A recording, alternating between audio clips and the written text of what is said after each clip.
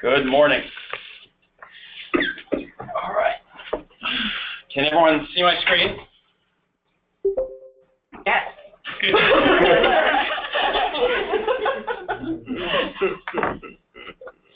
Okay, we're ready to go. So I will just jump in. Quick agenda. So I don't know if the Zenium team is on. Sorry, Tana, if you guys are on, I didn't get a chance to check in with you guys. Normally I do to see if there's any issues that need to be discussed. If there's any HR questions, I do want to mention something about holiday parties. So we'll cover that first, and then we'll do a quick review, refresher on the September call. I don't know. I think we had a lot of people that were on vacation, so I'm not sure how many people were on that. Quick refresher on that, and then we'll cover today's topic. So to start with, is Zenium on? Yes. Yeah, Wendy and Tana. Okay. Do you guys have anything? Just a reminder that we had a good participation in the book club last month, 5 dysfunctions of the team. We've broken it up into 2 meetings, and we'll have the second half of the meeting in November. So actually on November 11th, we'll be meeting again. So if anybody wants to jump in now, it's not too late. You just need to email Becca, Bridget, or Lisa, your respective locations, and we can get you a book. Yeah, I got to say, I've heard a lot of positive feedbacks on that book. I haven't read it, but a lot of people kind of visiting different locations and offices, a lot of people have made comments to me about that, so that's great. So is that, when you say you're broken up into 2 parts, does that mean that you're going to be covering the same material in 2 different parts? Material. So, yeah, we covered the first 3 dysfunctions and had some good discussion around it in the last meeting, and then we'll be picking up on the last 2 dysfunctions and kind of where do we go from here in the next meeting. Okay, great. So, and again, just encouraging everybody to participate. So we're really trying to get all locations to interject, and it really also serves as kind of a cross-team development. So just encourage folks to reach up and speak out. We want to hear from everybody on your experience and feedback. So again, appreciate you guys taking the time to invest in your development. I agree. That's weird.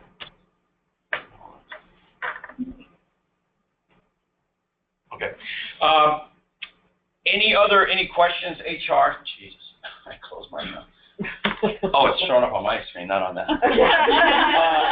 So, I have any other? Go ahead. This Renee. is just a reminder for the November 7th through the 11th is National Compliance Week, and Geneva Woods is participating in that this year, and we have chosen ambassadors at every location. So every location will be having a pizza party on November 8th. We also have little buttons sent your way, and basically it says, I love compliance, and they flash buttons. And the goal in that is basically for your employees to put those on and then take a selfie and send it to Yammer. And we're going to, anybody who does that, either single selfie or in a group selfie, we're going to put their names into a raffle for cards. So, and then you're also going to get some little desktops, tents that you can put in your break room, and it's just information about compliance. Great. So thank you all for stepping up and helping us coordinate this. As I've mentioned on a couple of emails, you know, I don't know how many of you guys are on the email list for the audits, but the volume is just nothing short of mind-boggling. The volume of audits that I see come across, and the way the organization has, as far as I know, I check in with Renee on this stuff often, and I think we are doing about as well as can be done with these audits. I haven't heard any of them in the last year and a half or so, where we've had any issues.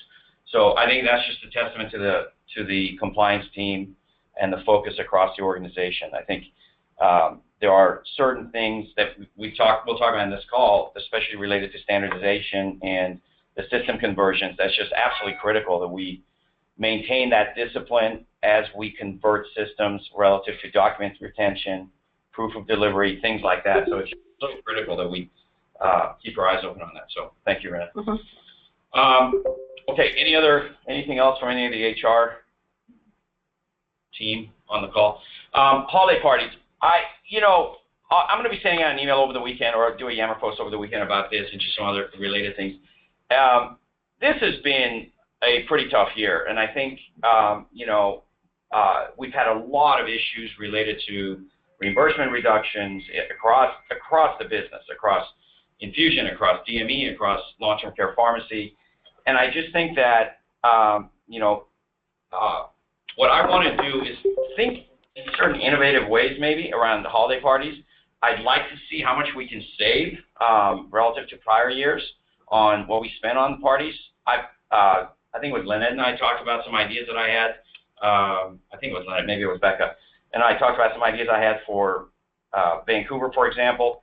I would really encourage the locations to reach out to me with some, some ideas around maybe alternative types of holiday parties. I'd really like to see if we can cut down the budget this year relative to that. I just think it's unfair for us, as we're really putting a lot of pressure on cost cutting, to spend a lot of money on holiday parties. Having said that, it's absolutely critical part of the appreciation that we have to show to ourselves as a team.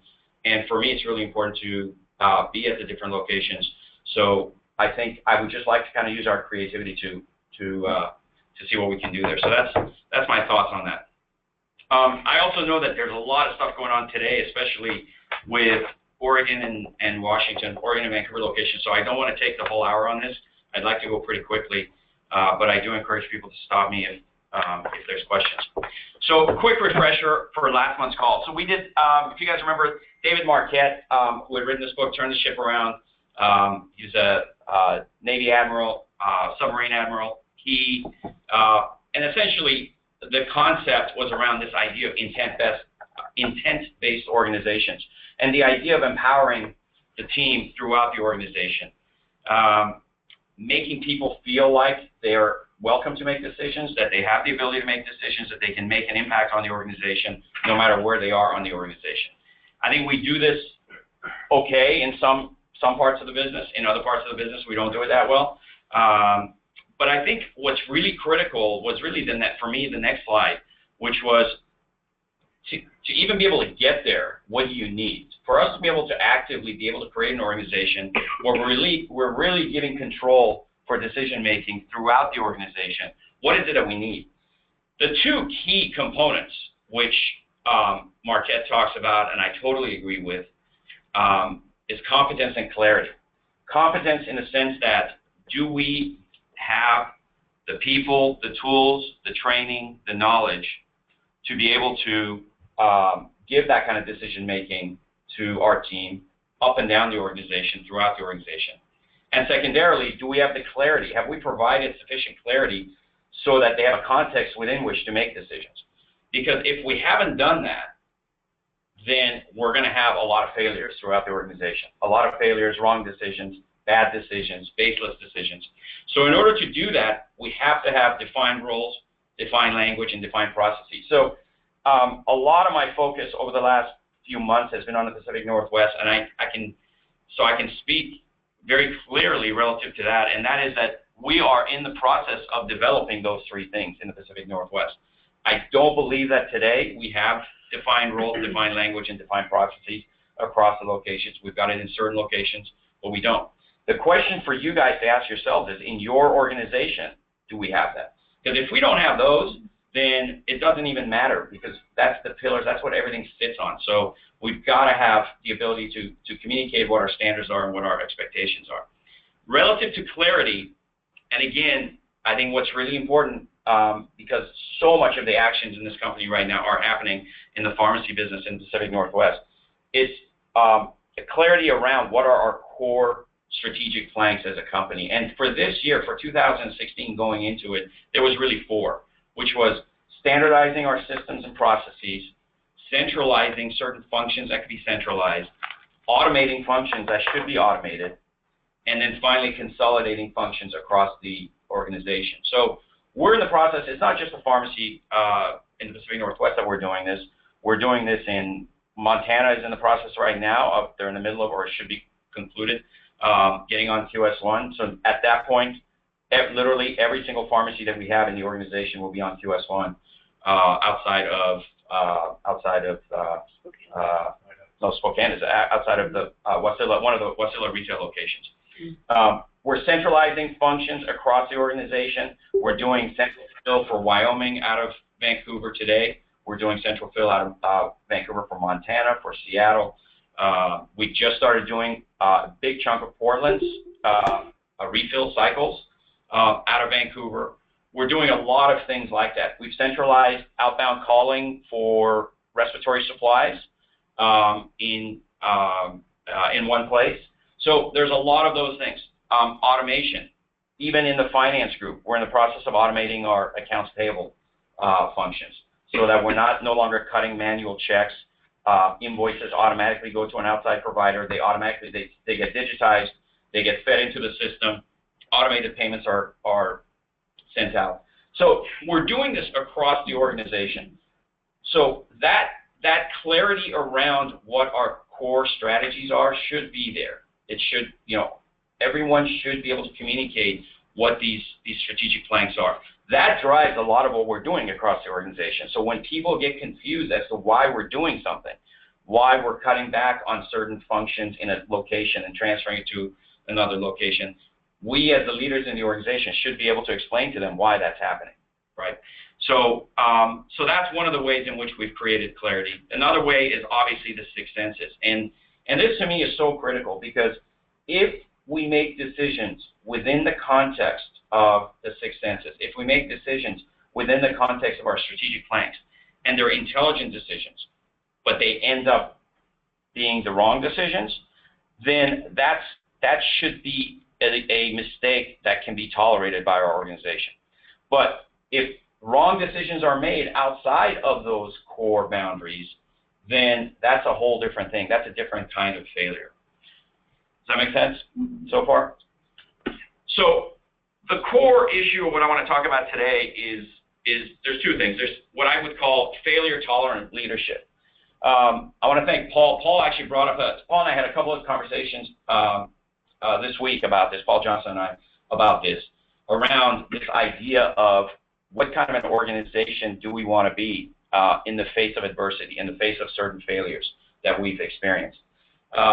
And really, he brought up something to me that was very interesting that actually happened, I think it was this week, with Monday Night Football. And I don't know how many of you guys saw him. I think Kristen and I were here, yeah, so we missed it. We missed it.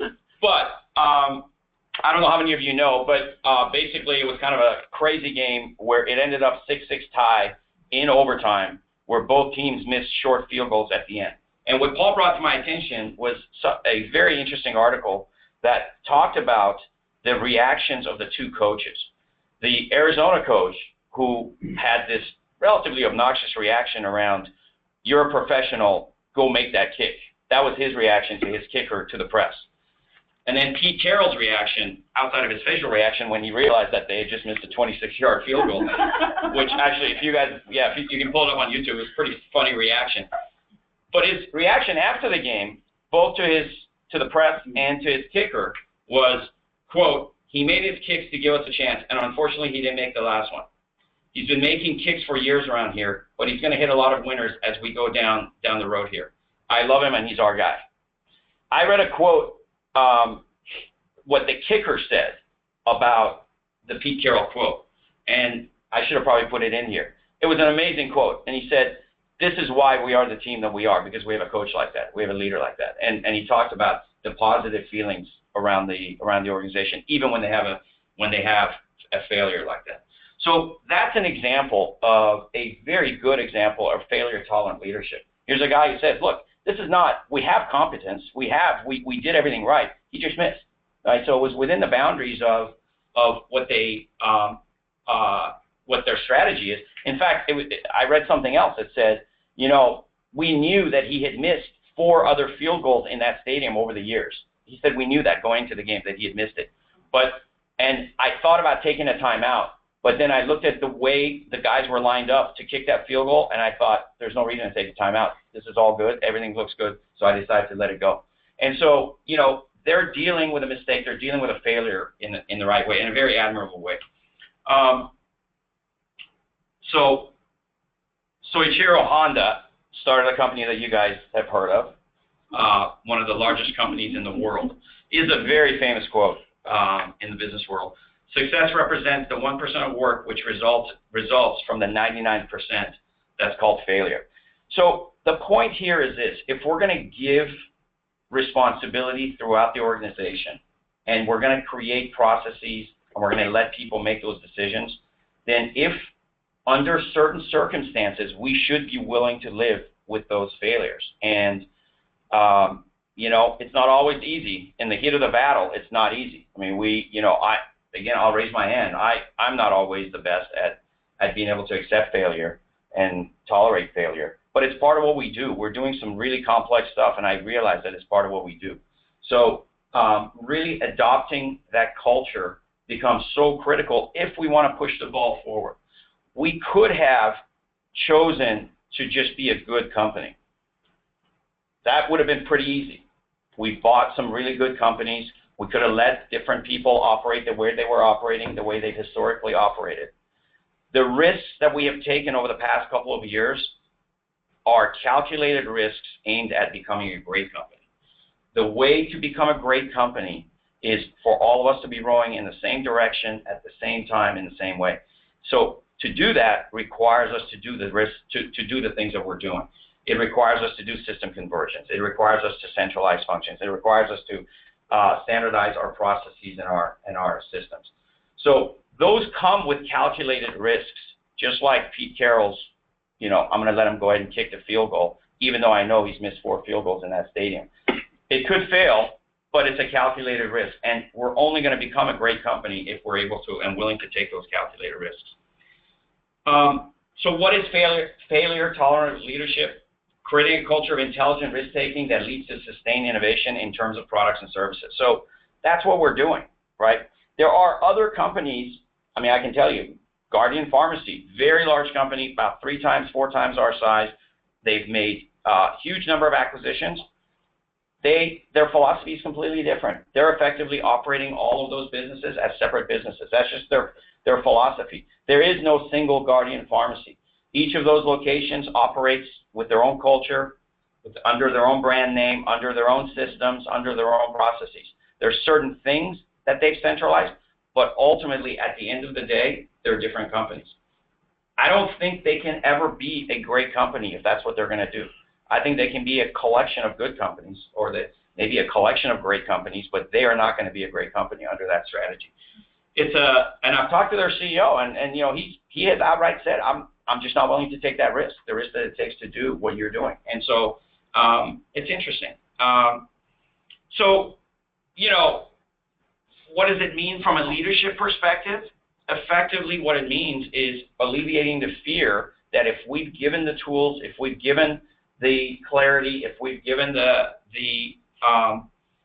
training, if we put the right people with the right level of competence in the right positions, then we should be willing to deal with the fact that mistakes are made. We should be able to admit to our mistakes, own up to our mistakes, own up to our own shortcomings, and push the team to continue to make hard decisions. That's how we're going to push the ball forward. That's what it's going to take.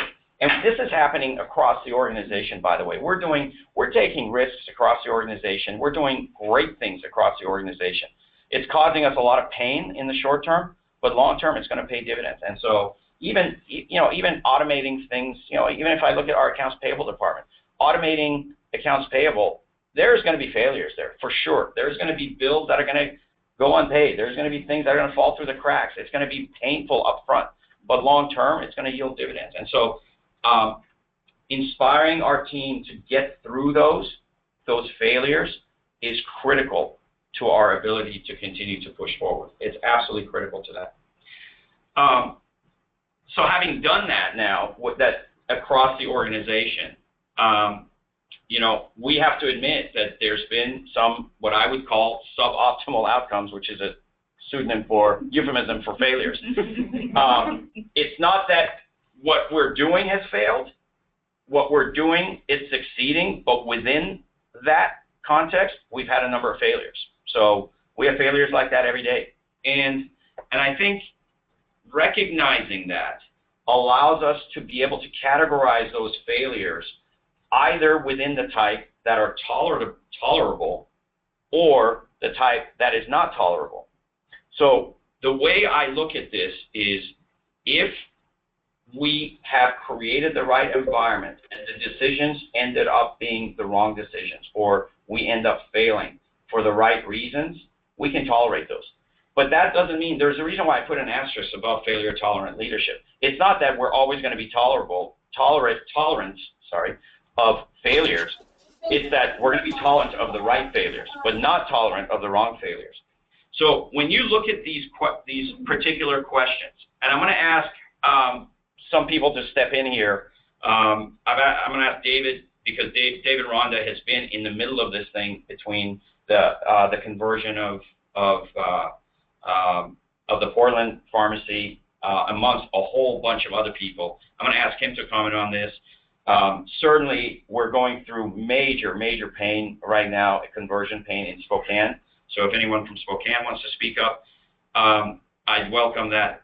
But I think what we have to do is ask ourselves these questions and then be able to answer them honestly to decide whether certain failures fall into this bucket of tolerable failures. And so, David, I don't know if you want to jump in and spend 2 or 3 minutes on this. What your thoughts? I really want to hear your honest thoughts. This is not a condemnation of the planning. This is an honest assessment of what we're going through, probably the toughest thing this organization is going through right now, which is a massive conversion of the systems that we're in and the processes that we use in the Pacific Northwest. So, David, do you want to talk a couple of minutes about your thoughts on this? Sure. So, looking at the pillars, it's definite that we lacked clarity to the strategic plan there, and I think as leaders, we knew what the clarity was. We had clarity, but to live that on a daily level, at the local leadership level, in the pharmacy, at the branch level, daily, is where we fell down. Not explaining the why, on why we're doing what we're doing. Why are we consolidating? Why are we standardizing? Yeah, I mean, it's okay, Dan, for you to fly in every 6 weeks and give a pep talk, but living that and having the local leadership communicate that every day and get in on the ground level to keep pushing in the direction we need to, in the chaos of the volume that's there already, it put us at risk. So what does that do from the below clarity is the defined role, and you have individual contributors now more worried about their defined role than toward the strategic plan. And so if you're not over communicating, I mean, making it a point to over communicate that here's the direction we're going, what's going to happen, you're going to lose your key players first because they can go find another work and other work. So they were the first ones to leave. So now we're in kind of we have two problems now. Now we're in the middle of a conversion without the talent we needed in the first place. So there's some things we've done. There's of course interim containment. What do we do today to get back on track? And then what is the permanent corrective action to back to health? And so what we've done now is just put that corporate support on the ground every day there, and the clarity was instant. People are now pulling in the right direction, and product is going out the door, and so that's the main change. There's a lot coming down that we still need to work on, but I think it's addressing today what we need to do based on our past sins. So, David, if you look at this, and Paul and Peter, I don't know whoever else is on the phone, if you guys wanted to comment on this. If you look at this, these questions, what in your mind, where did we fail more than others? Which area, which of these questions most reflects best our shortcomings?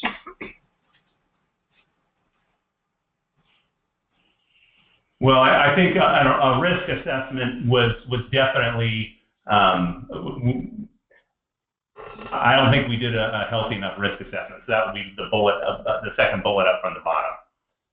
And obviously costs. These type things actually cost more during the transition than a step savings through it.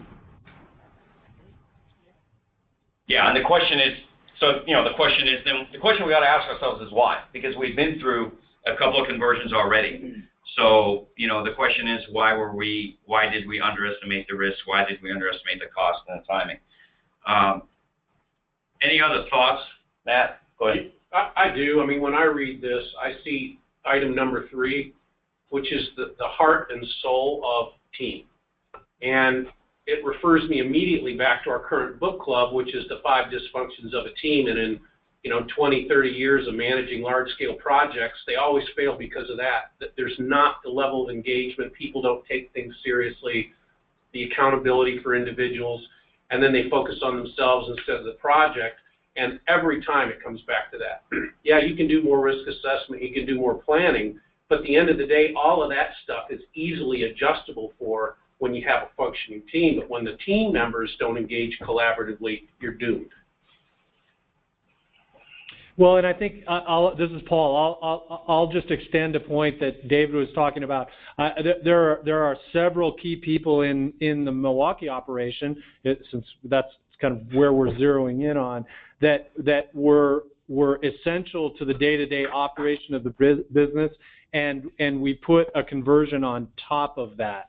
So it really even made us more reliant on key individuals, and I think that's where from a cost standpoint, we deployed everybody we had available that was competent in the 2 systems we're moving from and to, and then still had to operate the business, and that was really a huge challenge.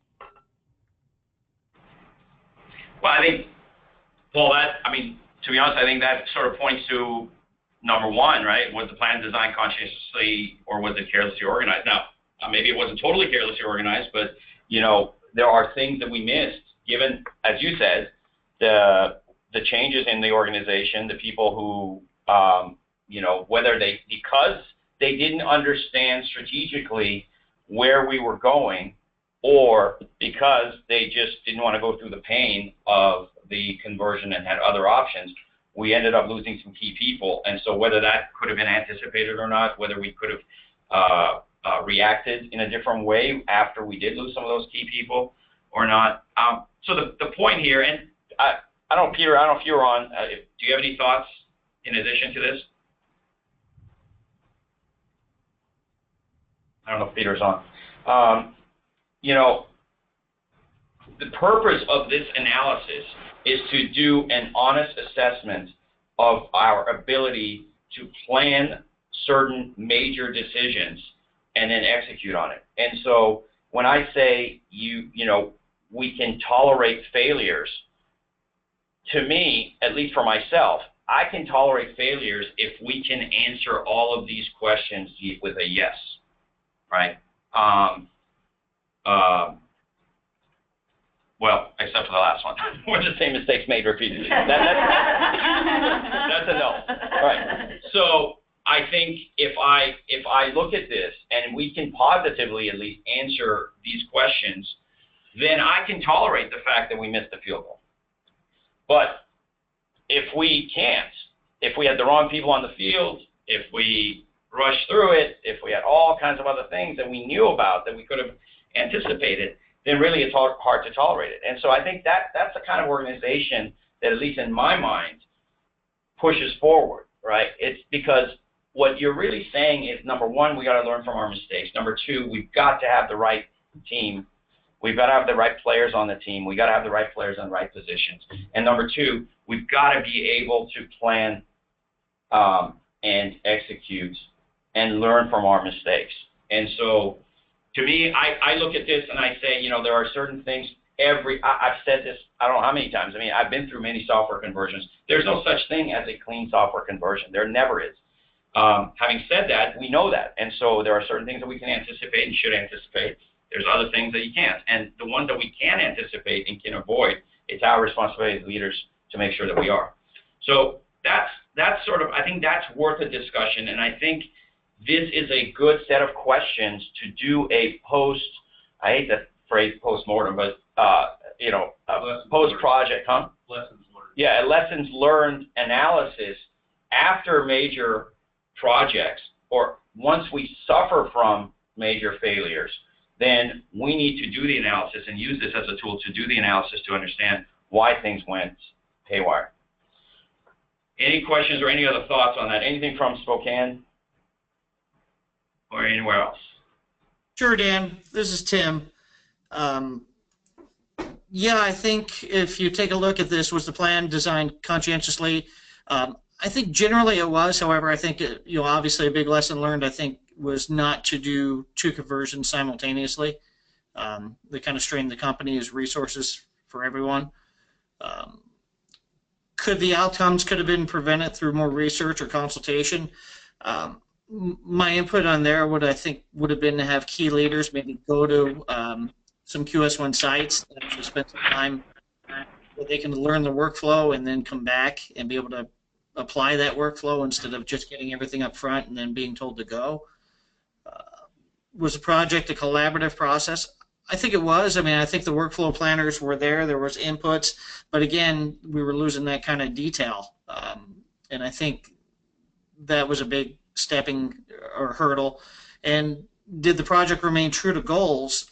I think that's where a big hiccup could be because the goal is to, on a daily basis, no matter what's happening, is to get medications out to our clients, customers, patients on time. Concurrently with the conversion going on, obviously, that interjects a huge amount of stress on that. So when it comes to a timeline, when it comes to an application of resources, does one start to go one way or one start to go other? Just to stay on board with that twin goal of getting the conversion done and taking care of patients on a daily basis, obviously stretches resources pretty thin, which is a function of costs and risk. I mean, we've been in a mode where we're starting to right-size the organization for some of those centralized operations, and we wound up being a bit too thin, I think, going into this, and that's what's. I actually agree with that, Tim. I'll take the blame on that. I agree. I think my desire to get to the finish line from a operating sort of efficiency perspective should have been pushed back behind the conversion. That's a big error on my part, because I was the one that was pushing the sort of concurrent centralization and trying to get towards that goal. Whereas, as David said, most likely the costs actually go up. We're seeing it right now in Portland. I mean, or Vancouver. That overtime's going through the roof. We're using temporary labor and things like that. So we actually should be planning for the other way versus a reduction in our operating expenses. So I agree with that. Yep, the big lesson learned. So yeah, that's kind of where we are. Okay. Any other thoughts or comments? Okay.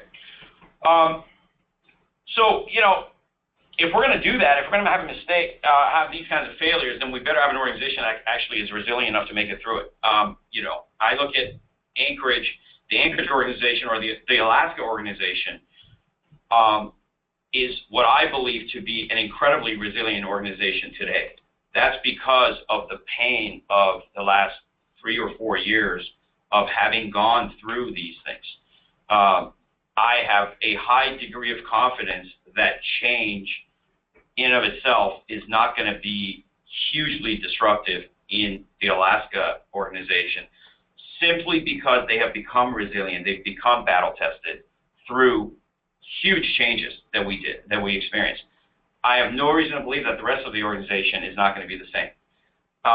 So when I say that this is a calculated risk to build a great company as opposed to just being satisfied with having a good company, that's what I'm talking about. When we come out of this, if I look at, I've talked about the Seattle organization today. I've talked about the Montana organization. We've had Tony talk about what they've learned.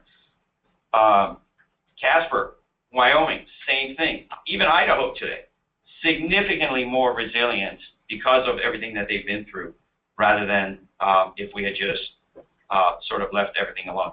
So I absolutely believe that at the end of the day, we're going to have a hell of a lot better company. There's no doubt in my mind. It's just that we got to be resilient enough and tenacious enough to get through this. So when I was thinking about this part, I started kind of looking at, and I stared at this picture for a long time. I mean, literally like a long time. And I was thinking, it's a very mesmerizing picture. And, no, more fun. No, really. Yeah, well, for that, yeah. But, and then after a while, it occurred to me, actually, I'm not sure if this is resilience or if it's stubbornness. Because as I looked at it, I thought, okay, yeah, this tree's pretty resilient, but it's damaged for life, right? So maybe it was so stubborn that it was resilient. It didn't go down. It didn't break. But it's not the same tree that it was. It's damaged. It's not. Trees aren't supposed to go sideways. And then that reminded me of a Japanese proverb, which it's pretty famous because if there's any Bruce Lee fans, this is a famous Bruce Lee quote that he talks about the oak versus the bamboo. I thought about, this concept of resilience, this concept of bouncing back from challenges, from failures, and it really made me think of the bamboo rather than the thick tree that bends permanently in the wind with the wind. And really, this is what we need to be. We need to be flexible enough to deal with our challenges, deal with our failures, deal with organizational changes, and then bounce back to the original shape, which is what a bamboo does. So I think that level of resilience is a prerequisite if we're going to put the organization in a situation where it's going to suffer potentially from failures because of the risky actions that we're taking. So when we look at our team and when we look at selecting leaders within the organization, that is clearly the ability to deal with change, the ability to deal with challenges, the ability to deal with failures is a critical component of the personality that we need to look for in the leadership in the organization. Because it's gonna happen all over the place. So in thinking about resilience, some of you guys know I'm a big fan of history and American history and things like that. This is probably the single most resilient and tenacious person that I know in American history, or a person of real significance. Does anyone know who this is? No? So this is a young Teddy Roosevelt. Obviously looks nothing like the picture of Teddy Roosevelt that we think of. I don't know how many of you have read any biography or any history of Teddy Roosevelt. I highly, highly recommend it. He is the original most interesting man in the world. I mean, undoubtedly, and I'll point to the actual biography, but Teddy Roosevelt was, when you read the challenges, the failures that he suffered from, the challenges that he overcame as a kid, he had all kinds of health issues as a kid. Bad eyesight. He was essentially blind in one eye, but just insisted at being at boxing when he was at Harvard, and he used to get his butt kicked all the time because he couldn't see the punches coming from one side of his face. Some of you probably know. I mean, he came out west he came from a very wealthy family, but just decided that's not what he wanted. He came out west and became a rancher in South Dakota in the Badlands. He purposely chose the toughest environment he could possibly find, which was the Badlands of South Dakota, and decided he was going to start a ranch and raise cattle, even though he knew absolutely nothing about raising cattle. He did things throughout his life that are just so mind-blowing when you read that. And it's one story of resilience, one story of tenacity after another when you read that. So, I hold him he is literally my favorite historical character of all time. And when you read about it, the inspirational stories that how he overcame things, it really, really is incredibly inspiring. So I thought, if there's a book recommendation, I sometimes make these book recommendations. This is it's probably my all-time favorite book. It's clearly the best biography I've ever read in my life. And there's actually three books. This starts, the rise of Theodore Roosevelt starts from when he was born to right before he became President of the United States, the day before McKinley was killed and he became President of the United States. And to this day, he is the youngest president ever. Youngest president, when he became president of the United States, he's the youngest president in the history of the country. He was, I think, 40. He's slightly younger than John F. Kennedy and President Obama. I think he was like 40. I think he was 41 years old when he became president of the United States. By then, he had already fought in. He volunteered to go to Cuba and fight in the Spanish-American War. I mean, just one crazy story after another. The reason why I even thought about this is because there is a very, very famous speech that he gave at the Sorbonne University in Paris. I can't remember what year. I think maybe 1910 or something like that. And at that time, Sorbonne University was considered one of the premier universities in the world. It still is. Full of very, very wealthy French students who came from very wealthy families. And he went in there and he just absolutely shredded the people in the audience by basically giving this famous speech. And there's a segment of the speech that's called The Man in the Arena. And basically talking about the untested life and the luxurious life that those guys were living and what they were missing compared to his friends who were cowboys, ranch hands, farmers, and people who he considered his best friends in the world, who were at the ground level doing the daily hard work. So that's what led to this. I'm going to ask Lynette to read this. Lynette, if you read it kind of slowly, it's an incredible, incredible quote, and it's a small part of this speech that he gave at Sorbonne University. Hi there. All right, I have it in, my eyeballs are old, so I can't read it on your screen. I have it on my phone. It is not the critic who counts, not the man who points out how the strong man stumbles or where the doer of deeds could have done better. The credit belongs to the man who is actually in the arena, whose face is marred by dust and sweat and blood, who strives valiantly, who errs, who comes short again and again, because there is no effort without error and shortcoming. But who does actually strive to do the deeds? Who knows great enthusiasms, the great devotions? Who spends himself in a worthy cause? Who at the best knows in the end the triumph of high achievement? And who at the worst, if he fails, at least fails while daring greatly, so that his place shall never be with those cold and timid souls who neither know victory nor defeat. So this is one of those things that I truly considered life-changing for me when I first read this years and years ago when I was reading about Teddy Roosevelt. And I think, ultimately it sort of talks about this idea that taking risks, being in the arena, risking failure, doing the hard things, ends up being more important than being a bystander and being in the stands watching the game happen. That's the core message here. So for me, if we create a company full of people who are in the arena, taking risks, pushing the ball forward every single day, then we've achieved greatness.